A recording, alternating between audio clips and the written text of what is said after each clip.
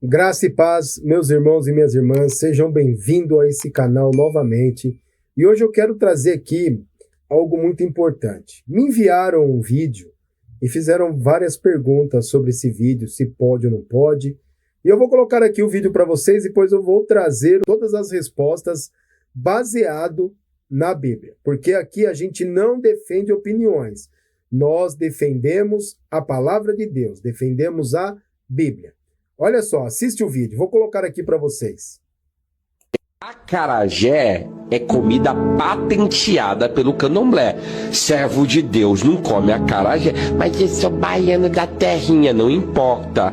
Mas pastor, vou fazer um acarajé gospel. É patenteado pelo candomblé, já foi consagrado na patente. Se você fizer, você traz jugo de maldição para dentro da tua casa. Sabe qual é o problema das pessoas? Sabe por que elas comem? Porque elas não sabem da questão fisiológica que aquele alimento vai trazer e a nível espiritual.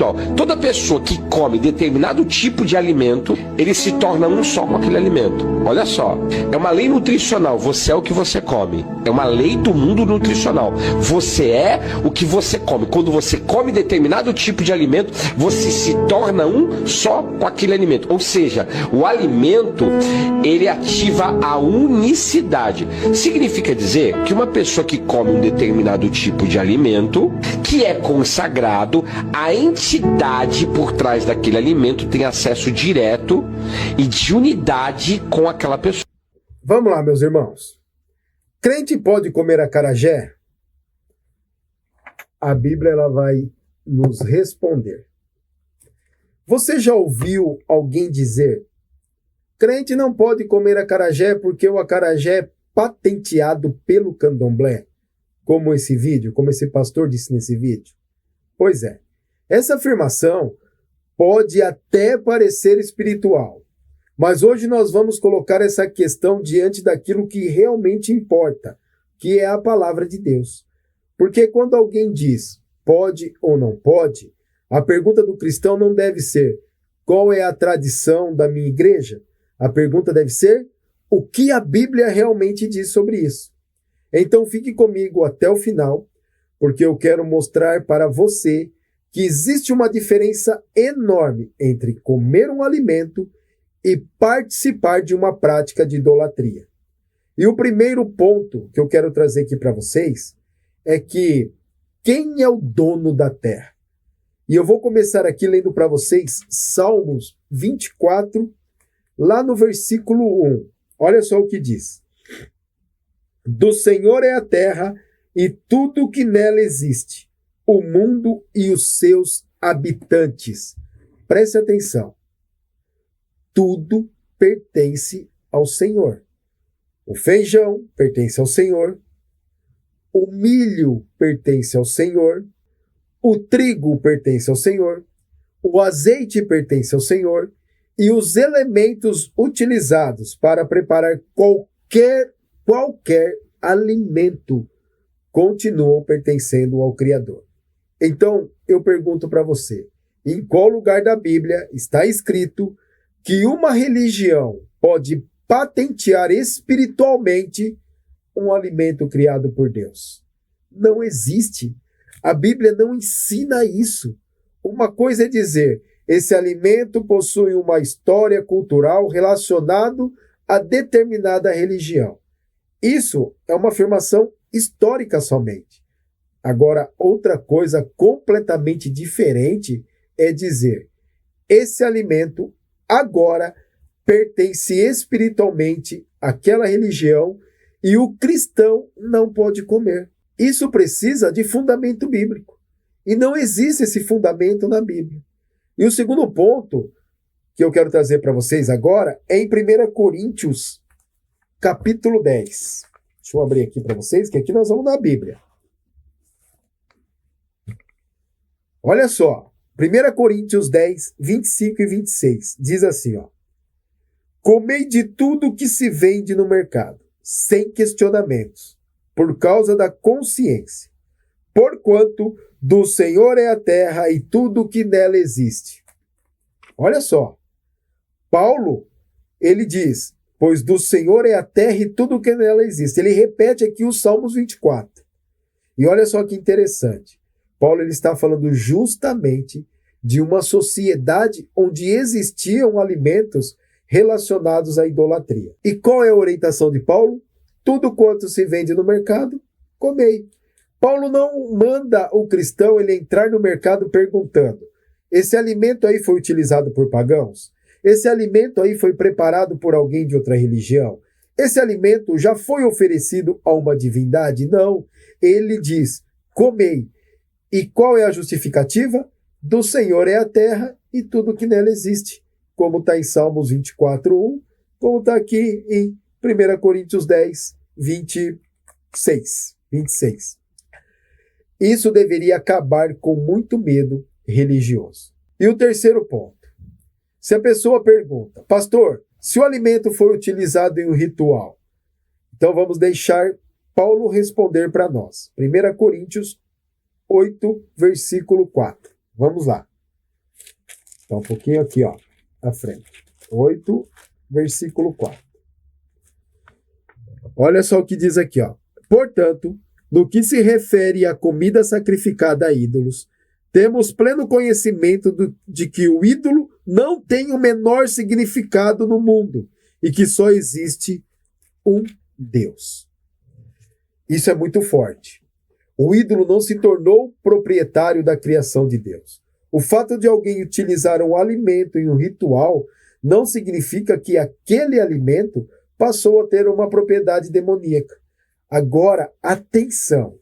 Isso não significa que podemos participar de qualquer culto religioso, não. Paulo diz em 1 Coríntios 10, 14, fugir da idolatria.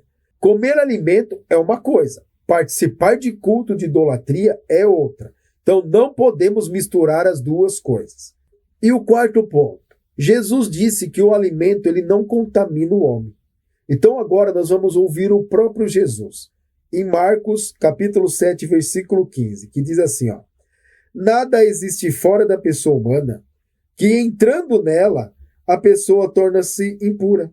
Ao contrário, o que sai do ser humano é que o faz impuro. Em Marcos 7, no 19, mais à frente, fala assim, ó: porque efetivamente não entra em seu coração, mas sim em seu estômago, sendo digerido e depois expelido. Ao fazer essa afirmação, Jesus proclamava puros todos os alimentos. Então, olha só, Jesus fala em Marcos 7, no versículo 15, que nada que entra pela boca do ser humano contamina, mas aquilo que sai. Em Marcos 7,19, Jesus ele declara puro todos os alimentos. Então, pense comigo. Se alguém diz, esse alimento está espiritualmente contaminado, por que determinada religião o utiliza? Essa pessoa precisa explicar como essa doutrina se harmoniza com aquilo que Jesus ensinou.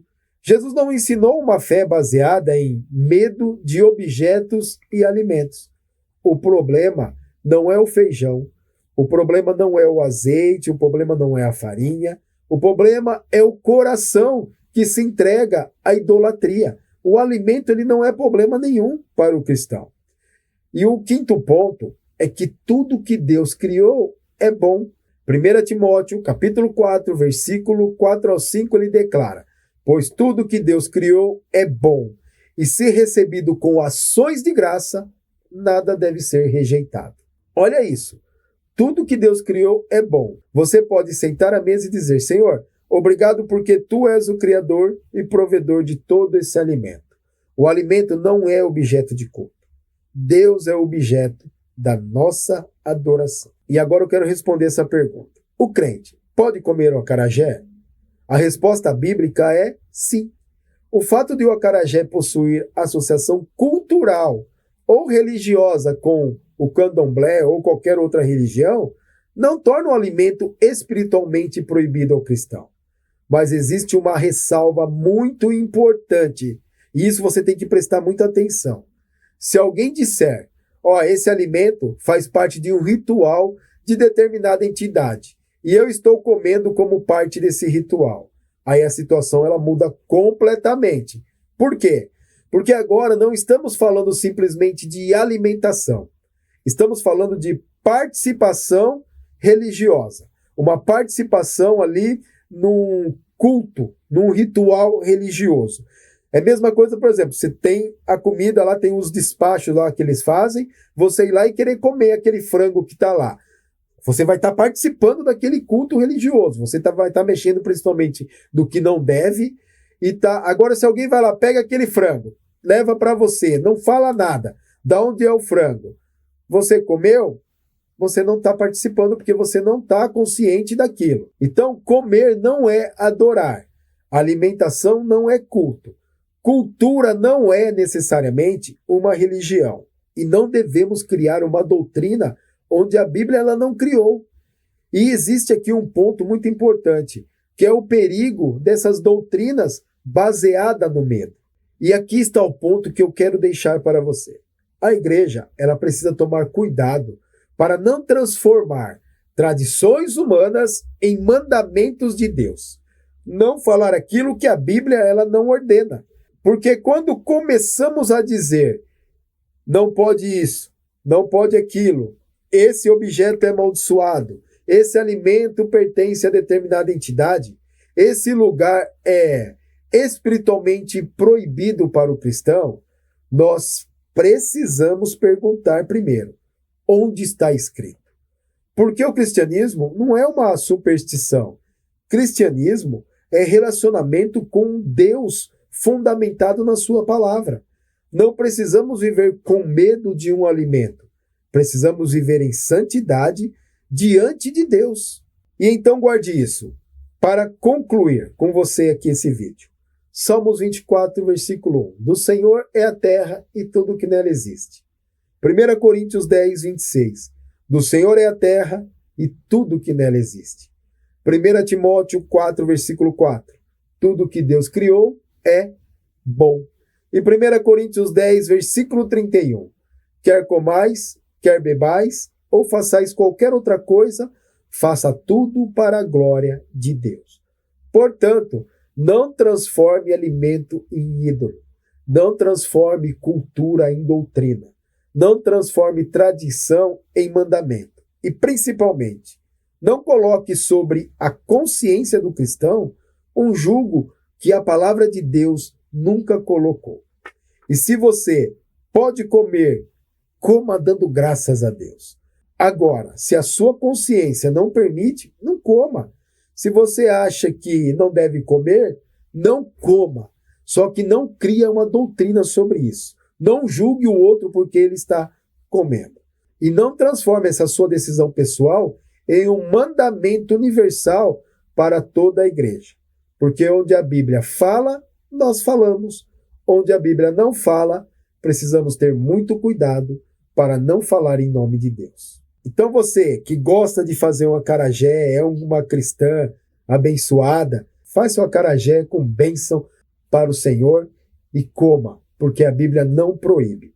Que Deus nos dê discernimento, conhecimento da palavra e liberdade para viver a fé sem superstição.